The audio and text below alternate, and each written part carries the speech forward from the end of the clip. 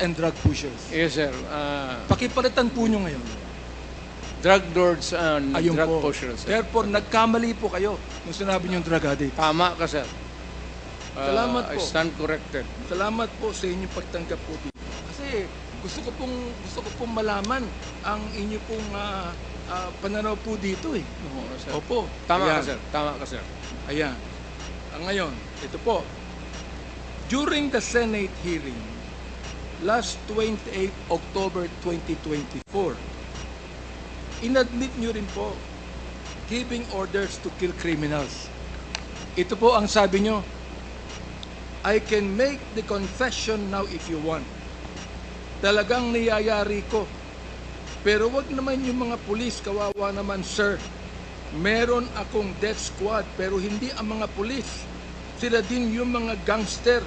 Yung isang gangster uutos